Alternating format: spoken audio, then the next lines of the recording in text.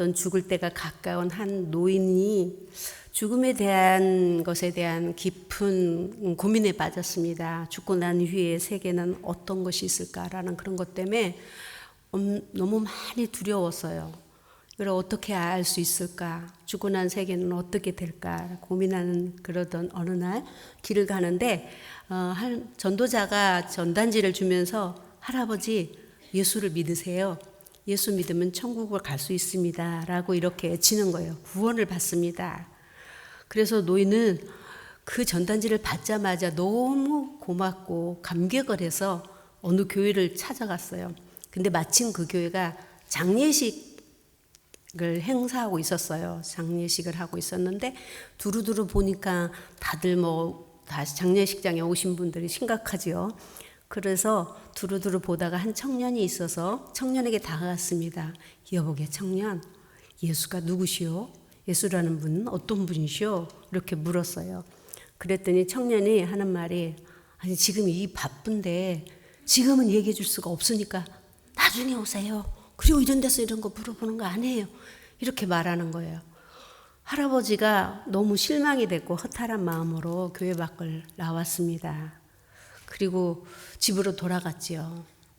그러게 예수를 믿으라고 했는데 그럴 때는 또 예수하고 상관이 없다니 또 어떡하나 라고 고민하고 있는데 마침 옆집의 아줌마가 문을 두들렸어요. 할아버지 계세요? 그래서 네. 웬일이세요? 그랬더니 저희 교회에서요 내일 경로잔치를 하게 됐어요. 그래서 맛있는 음식도 있고 하니 우리 교회 경로잔치에 꼭 오세요. 너무 반가워서 그러면요. 그러고 갔어요. 갔더니 음식이 화려하게 차려 있습니다. 어린아이들이 막 또 재롱을 피우는 거예요. 할머니 할아버지들은 좋아서 박수 치며 너무 즐거워하는 겁니다. 근데 할아버지는 목적이 있잖아요. 그런 것에 관심이 있는 게 아니고 저 예수가 어떤 분인가를 알아야 저는 죽음에 대한 고통만 지금 두려움만 있어서 그래서 어떤 봉사하는 집사님이 왔다 갔다 하는데 집사님 옷자락을 딱 잡았어요 했더니 네 할아버지 뭐 필요하세요? 그래서 아니 예수님은 어떤 분이시오? 이렇게 물어봤더니 아유 할아버지 지금 제가 바빠요. 나중에 물어보시고 나중에 알려드려요. 어서 음식이나 많이 드세요. 어서 드세요. 어서 드세요. 막 이러는 거예요. 할아버지가 그 음식을 먹지 못하고 집으로 허탈한 마음으로 돌아오면서 이렇게 말했습니다. 교회는 예수가 별로 필요치 않나 봐 라고 하면서 이제 내가 그 전도자를 만나면 내가 말해줄 거야. 교회는 예수가 별로 필요치 않고 필요한 사람이 아닌 것 같더라고 라는 이야기를 해줘야 되겠다라고 돌아왔다 갑니다. 오늘 이 비유는 오늘 우리들의 현실의 모습을 생생하게 보는 것 같습니다. 이 비유의 제목은 저는 바쁩니다 라는 제목입니다. 저는 이 글을 읽고 굉장히 제가 계속 머릿속에서 그게 도는 거예요. 교회는 예수가 별로 필요치 않나 봐요. 이 생각이 너무 많이 떠올랐어요. 계속적으로. 교회가 교회의 기능과 목적과 본질이 아닌 일로 무척이나 바빴다는 이야기죠. 교회는 그리스도의 교회이시며 교회 주인이십니다. 예수는. 또한 우리에게는 어떤 분이며 나와 무슨 상관이 있어야 되는지에 대해서 우리를 확실하게 알려주고 계시해주고 말해줘서 한 영혼이 교회에 들어오면 한 영혼이 이 교회를 찾아오면 그 영혼을 구원에 이르게 하는 게 교회의 기능이고 목적이고 그리고 본질입니다. 또한 구원을 받은 자들에게 믿음의 뿌리를 내리도록 양육하고 돌보고 또 그뿐만 아니라 하나님의 성전에서 이와 같이 늘 예배로 하나님과 교통하며 교제하여서 늘 기쁨을 만난 주를 만난 기쁨을 나누고 감사하고 나아가서는 내가 예수를 만났어. 사마리아 여인처럼 와봐라. 내가 예수를 만났다라는 그런 복음을 전파하는 전도자들로 쓰임받는 것이 교회의 교인의 기능이고 본질입니다. 그래서 오늘 우리는 예수님에 대해서 너무 잘 알지만 나는 알파와 오메가요. 처음이자 나중인 예수, 구원의 창시자가 되신 예수에 대해서 나누고자 합니다. 먼저 이 말씀을 나누기 전에 우리가 너무나도 잘 아는 초대교회 교회를 한번 살짝 들여다보고 갈까 합니다. 초대교회에 우리가 지난주에 우리 말씀을 나눈 것처럼 성령이 임하여서 주의 백성과 제자들과 놀라운 변화 역사가 일어난 것입니다. 큰 은혜가 임한 거죠. 그래서 기뻐하고 모이기에 힘쓰고 서로 공용하며 서로 나누며 그리고 예수가 주라고 막 전파하고 그래서 크나큰 무리들이 많은 영혼들이 구원을 받게 되고 엄청난 붕의 역사가 일어났어요. 우리 사도행전 5장 14절 한 절 보시겠습니다. 예. 믿고 주께로 나오는 자가 더 많으니 남녀의 큰 무리더라 라고 그랬어요. 다른 절에도 많이 나와 있습니다. 그런데 교회 붕의 역사가 엄청나게 일어나고 기뻐하고 즐거워하고 얼마나 감사했는지 몰라요. 그런데 교회에 문제가 하나 생긴 겁니다. 어떤 문제가 생겼냐면은 원망과 시위가 성도 간에 일어났고 다툼이 심하게 일어나서 심각한 상태가 되었어요. 그리고 붕이 많이 중단되어 버렸습니다. 이 문제에 대해서 우리는 이렇게 성령이 충만하면 된다고 그랬고 은혜 충만하면 된다는데 성령 충만하고 은혜 충만한데도 이런 일이 일어나나요? 라고 여러분이 질문하고 싶겠죠. 네, 교회는 항상 문제가 산적되어 있는 곳이긴 합니다만은 이때의 초대교회의 문제에 대해서 사도들이 고민을 합니다. 무엇 때문에 하나님이 갑자기 이렇게 부흥하며 성장하고 역사가 일어나는 교회에 이런 싸움과 분쟁이 일어나게 이렇게 되었을까라고 고민하면서 하나님께 여쭈어봤어요. 행전 6장 1절을 한번 읽어보겠습니다. 어떤 일이 일어났는지. 예. 그때의 제자가 더 많아졌는데 헬라파 유대인들이 자기의 가부들이 매일 구제에 빠짐으로 히브리파 사람을 원망하니 이 싸움은 이 원망과 시비 다툼은 뭘로 일어나냐면 헬라파는 헬라 언어를 쓰는 유대인들이고 다른 데서 온 사람들입니다. 말하자면 지금 같으면 히브리파 유대는 기존 멤버 성도들이고 헬라파는 또 다른 데서 입교한 성도들이라고 보면 되겠어요. 근데 입교한 성도들이 자기 헬라인들에게 막 구제하는 일을 막 열심히 하고 있어요. 봉사를 얼마나 뜨겁게 하는지 모르는데 유대파 히브리인들은 안 하는 겁니다. 그러니까 그때 원망이 나는 거야. 아니 이게 뭐냐고. 우리는 밤새도록 막 밤새지 않고 날 새지 않고 날마다 구제하고 일하는데 자기들은 앉아서 먹고만 있고 이게 뭐 하는 거냐. 이렇게 해서 이제 원망과 시비가 막 등등등 일어난 거죠. 이제 막 굉장히 많이 일어났어요. 그래서 이 사도들이 이 문제를 어떻게 해결해야 될까에 대한 문제를 우리가 6장 2절, 4절, 7절을 한번 계속 읽어보겠습니다. 먼저 2절 읽겠습니다. 12사도가 모든 제자를 불러 이르되 우리가 하나님의 말씀을 제쳐놓고 접대를 일삼는 것이 마땅하지 아니하니. 4절 우리는 오로지 기도하는 일과 말씀 사역에 힘쓰리라 하니. 7절 하나님의 말씀이 점점 왕성하니 예루살렘에 있는 제자의 수가 심히 더 많아지고 허다한 제사장의 무리도 이도에 복종하니라. 여기에 문제는 지금 두 가지가 발탁됐죠. 두 가지라고 그랬어요. 한 가지는 구제에 빠졌고 한 가지는 접대하는 일이 빠졌다. 이렇게 말하고 있습니다. 구제와 접대는 세상에 얼마든지 많이 할 수 있는 일이죠. 이 두 가지가 잘못된 것이냐? 아니요. 잘못된 건 아닙니다.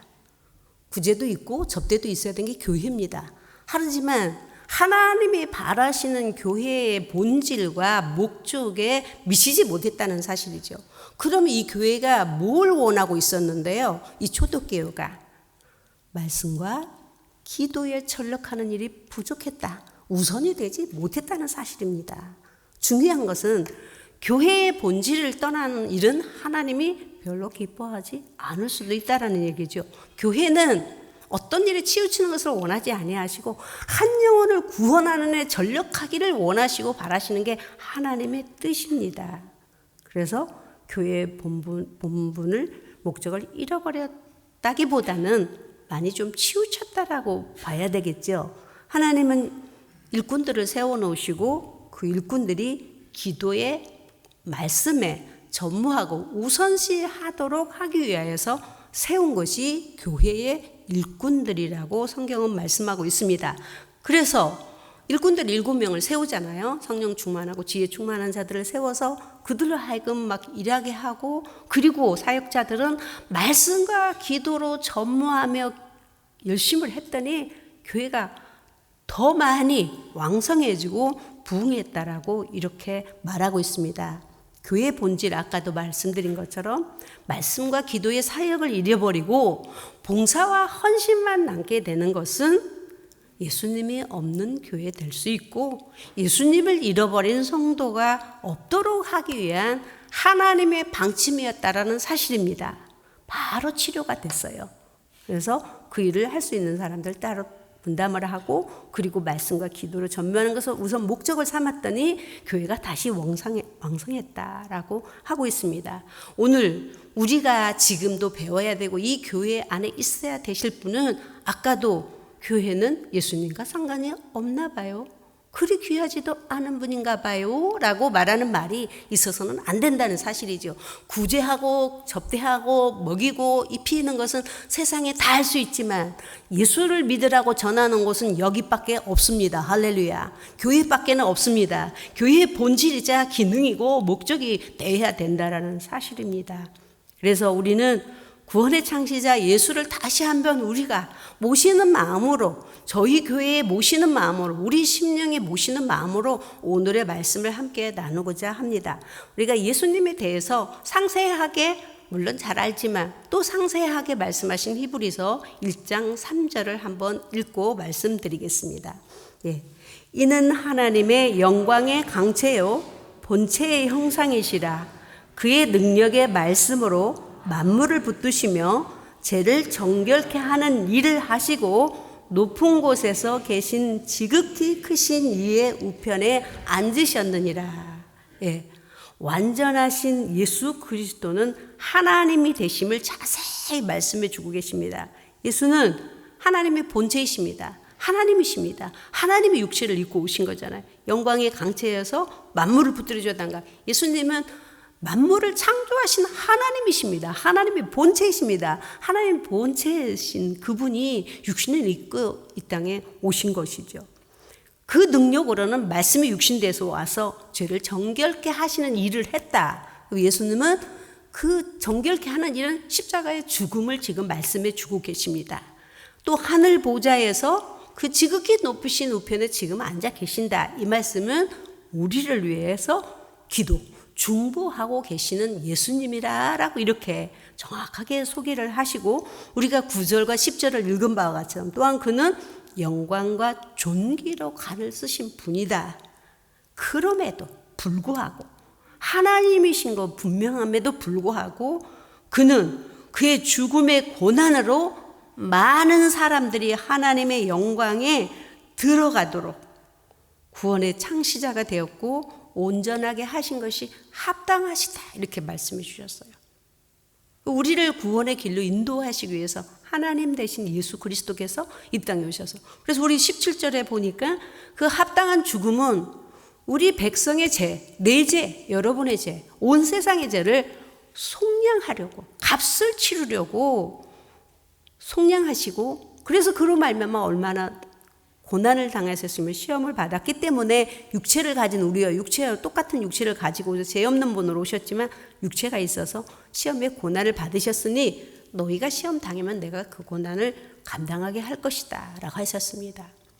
독생하신 예수 그리스도 하나님의 아들의 이름으로 이 땅에 오신 예수님의 십자가의 죽음은 우리 죄값을 치르는데 너무나도 충분하셨습니다. 할렐루야. 우리가 지은 죄에 비교해서 너무 많은 값을 치렀다라는 말씀입니다. 충분하고도 넘치는 값으로 생명의 값, 부채를 갚으셨어요. 부채가 $10,000면 $10,000만 갚아도 되는 거를 생명으로 다 갚아버렸어요. 그래서 우리는 우리의 죄가 동에서 서로 멀어진 것처럼 멀어진 값진 죽음입니다. 그 값진 죽음 앞에 우리는 무릎을 꿇어야 될 이유가 있습니다. 할렐루야. 그 죽음은 우리를 모두 하나님의 영광에 들어가게 하시기 위해 했기 때문에, 그리고 우리는 무릎을 꿇어야 하고 의심하는 마음의 소리에 우리는 선포해야 될 줄로 믿습니다. 확신을 가지고 그분이 내 죄를, 지난 나의 모든 어떤 죄라도, 지금의 나의 어떤 상황과 죄라도, 앞으로의 내가 지을 모든 죄를 그분이 값을 치러 피로 말미암아 죽음으로 말미암아 다 치르셨으니 너는 담대하라, 일어나라, 의심치 말라고 우리가 우리 속에 우리가 스스로 선포해야 될 줄로 믿습니다. 10절에 합당하도다 말씀했어요. 됐다, 충분하다는 거. 모자람이 부족함이 없다는 겁니다. 우리 생명을 맡기기에 너무나 충분한 것입니다. 그렇다면은 주님이 합당한 것으로 끝을 난 것이냐? 합당한 것으로 끝이 난 게 아니고 그 값으로 우리의 본질이 바뀌어버렸습니다. 할렐루야. 아무도 아멘 안 하시네요. 우리의 본질이 바뀌어버렸어요. 예, 10절에 그렇게 말씀하고 있잖아요. 한 근원이 되어버렸다고. 본질이 바뀌었어요. 우리 영혼에 생명체가 들어와 버렸다 이 말입니다. 죄의 뿌리가 없어졌다는 얘기예요. 조금 남았다, 조금 가리워졌다 이게 아니고 없어져 버렸어요. 완전하신 하나님의 구원의 생명의 뿌리로 바뀌어버린 겁니다. 그걸 설명해 드릴까요? 성경의 노마서에 말씀했어요. 아기가 태어나면 자기 죄로 말미암아 죄인이 된 게 아니라 타의로 인하여서 아담으로 온 죄로 말미암아 죄시를 받았기 때문에 아기가 태어나자마자 아기도 죄인입니다. 맞습니까? 아기는 아니라고요? 아기도 맞아요. 그러니까 예수 믿어야 되는 거예요. 아기도 순간에 태어나자마자 죄인 돼버렸어요. 죄 씨를 받았기 때문에. 그렇다면 우리가 믿을 때 순간에 태어난 것처럼, 죄된 것처럼 순간에 우리가 생명체로 바뀌는 겁니다. 할렐루야. 이걸 믿으셔야 돼요. 예수를 믿는 게 예수 이름만 부르는 게 아니라 이 자체를 내가 받아들이고 내 안에 모시고 이거를 확신을 가지고 세상에 나아가는 거죠. 예수가 긴가민가, 맞는가 안 맞는가 이런 싸움은 이미 이제 끝났습니다. 할렐루야. 한인교회 30년의 수준 정도라면 여러분은 이러고도 넘치고 남는 그런 신앙관을 가진 그러한 자가 되시기를 예수를 축원합니다. 그건 바뀌었어요. 철로역전에서 볼 때 그 세상에 사람에게 더덕더덕 붙어있는 짐 때문에 너무 괴롭습니다. 오나가나 이 짐이 덩어리가 있으니. 우리가 조그마한 핸드폰만 들고 다녀도 얼마나 성가스러운지 몰라요. 그래서 남자들은 주머니에 넣고 다니는 게 되게 좋겠더라고요. 저희는 막 핸드폰 때문에 불갑을 핸드폰 들고 가야 되고 뭐 어쩔 수 없이 뭐 그렇게 하거든요. 근데 굉장히 어디 뭐 뷔페집이나 어디 가면 그 가방 들고 접시에다 음식 담으려면 얼마나 힘들지. 남자 목사님들 보면서 제가 늘 그래요. 아, 좋겠다.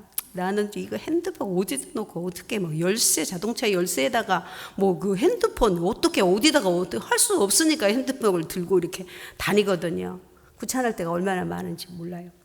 하여튼지 간에 이런 짐들이 다닥다닥 붙여서 설레역정 이거 주인공이 막 괴롭습니다. 어디 갈 때마다 이놈의 짐이 막 부담스럽게 한데 예수님이 집에 문을 열고 들어가자마자 순간에 짐이 팍 떨어지는 거예요. 이거가 바로 그거예요. 한 근원이 되어버렸으니 너희가 이제 부끄러울 거 없다라고 11절에 그렇게 한번 우리가 11절 읽어보겠습니다. 거룩하게 하시는 이와 거룩하게 함을 받은 자들이 다 한 근원에서 난 자라. 그러므로 형제라 부르시기를 부끄러워하지 아니하시고. 할렐루야. 예, 주께서 우리가 스스로 거룩해 줄 수 없습니다. 기도 많이 하고 뭐 깨끗하게 살고 뭐 정결하게 살고 아닙니다. 거룩하게 하시는 이로 하여금 거룩해지는 것이고 깨끗하게 하시는 이로 말미암아 깨끗해지는 것이고 자유롭게 하시는 이로 말미암아 우리가 자유로움을 얻게 되는 것인데 그가 바로 우리를 위하여 십자가에 못 박으시고 죽음을 멸하시고 마귀를 멸하신 예수 그리스도라는 사실입니다. 이 그리스도로 말미암아 우리가 믿음의 백성이 된 거죠. 그래서 우리는 예수께 붙어 있으면 그 포도나무 비유를 요한이 했잖아요. 포도나무에 붙어 있으면 산다. 포도나무에 붙어 있으면 열매를 맺는다. 포도나무에 붙어 있으면 하나님의 영광이 되리라. 나는 이제 생명을 아끼지 않은 너와 내가 친구라 하겠다. 뭐 이렇게까지 설명하셨습니다. 이렇게까지 예수를 우리가 꼭 믿어야 되는 본질과 그리고 그 목적을 교회에서 늘 우리가 해야 되는 이유는 한 가지가 있습니다. 한 가지 경고가 있죠. 히브리서 4장 1절, 3장 19절, 4장 2절을 한번 쭉 같이 읽어보겠습니다. 우리 4장 읽겠습니다. 그러므로 우리는 히브리 4장 1절 없나요? 네, 같이 읽겠습니다. 그러므로 우리는 두려워할지니 그의 안식에 들어갈 약속이 남아있을지라도 너희 중에 혹 이르지 못할 자가 있을까 함이라.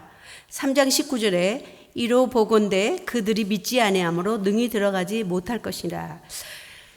보십시오. 너희가 정말 믿노라 하면서 두려워할 게 한 가지 있다. 두려워할 게 있는 건 이미 택한 백성이었지만 아직 구원이 남아있는데 그 약속에 들어가지 못하는 자가 있다라는 사실입니다. 그거는 누구일까요? 3장 19절에 이로 보건대 그들이 믿지 아니함으로 능히 들어가지 못할. 근데 왜 믿지 못할까요? 왜 믿지 못할까? 4장 2절에 히브리 4장 2절에 말씀이 나옵니다. 히브리 4장 2절을 함께 읽겠습니다. 그들과 같이 우리도 복음 전함을 받은 자이나 들은 바 그 말씀이 그들에게 유익되지 못한 것은 듣는 자가 믿음과 결부시키지 아니함이라. 정말 엄청난 말씀을 하시죠. 듣기는 같이 듣는데 들었는데 유익이 되지 못해요.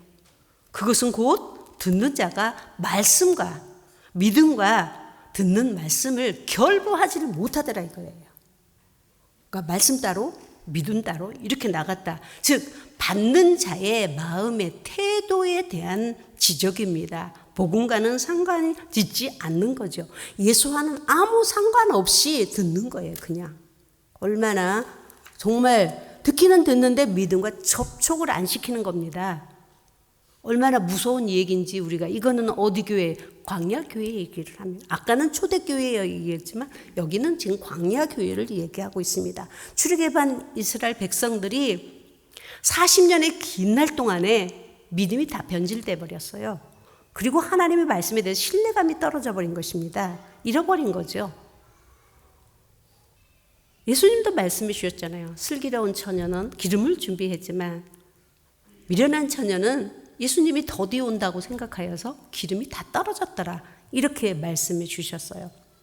그러면 왜 이 광야교회에서는 이 약속을 앞에다 두고도 이렇게 되어버렸을까에 대한 이야기는 히브리서 4장 17절에 말씀하고 있습니다. 4장 17절에 7절 4장 7절에 한번 읽어보겠습니다. 후반절 오늘이라는 거기부터 한번 읽겠습니다. 오늘 너희가 그의 음성을 듣거든 너희 마음을 완고하게 하지 말라 하였나니. 왜 이렇게 그들이 되어버렸냐? 마음이 완고해서 매일매일 완고하지 말라고 하십니다. 완고하다라는 것은 우리 혼적인 것을 지배하는 것은 우리 자아라고 그랬어요. 우리가 의지죠. 근데 내 의지와 자아가 하나님 판단으로 자기 자아에다 하나님 말씀을 자꾸 끼워 맞추려고 합니다. 안 맞죠. 그러니까 결부가 안 되는 겁니다. 내가 하나님의 뜻에 맞춰서 맞아. 그 말씀이 그거네. 그래야 되는 거구만.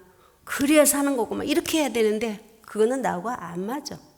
라고 생각해서 그 맞추려는 말씀이 안 맞고 또한 맞아서 혹시 내가 변화될까 두려워요.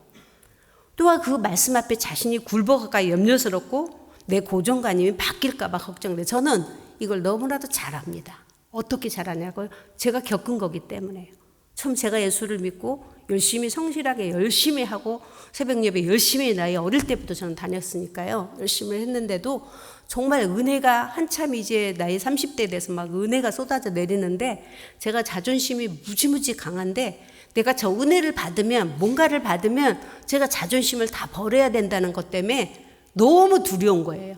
어느 경지에 딱 이르려고 할 때마다 제가 이러면 안 돼. 절대 안 돼. 막 이렇게 벌벌 떠는 거예요. 그게. 저는 SBS인가 어디 한 청년을 봤습니다.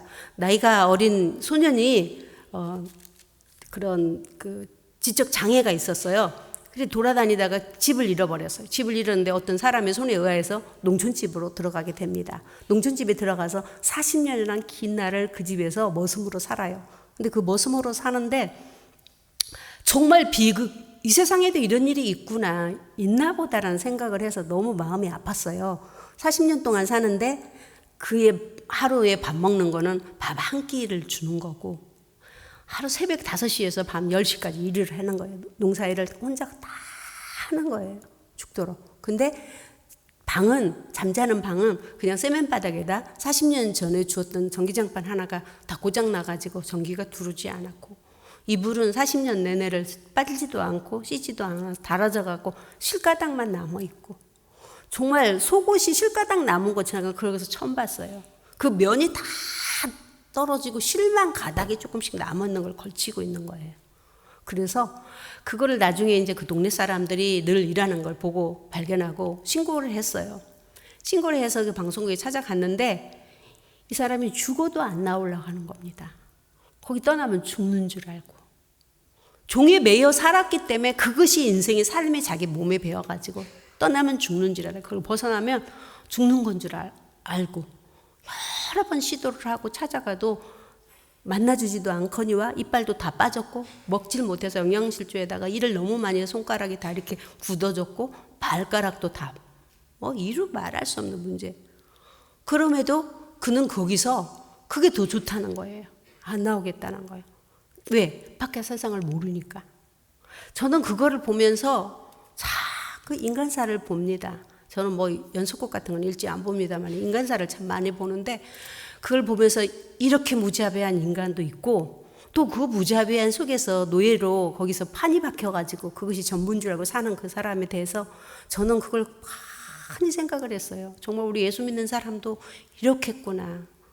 우리가 한번 여기에 그냥 막 사단에게 세상에 눌려 사는 것이 이 인생이 전부인 줄 알고 바뀌어버리지 않고 그거를 변화시키려고 하지 않은 인간의 고정관념 속에서 우리가 사는 건 아니겠나. 마태복음 13장 15절에 귀로 듣고 마음으로는 깨달았지만 내가 고침받을까 두려워한다. 저들은 그래서 고침 안 받는다. 이렇게 말씀해 주셨어요.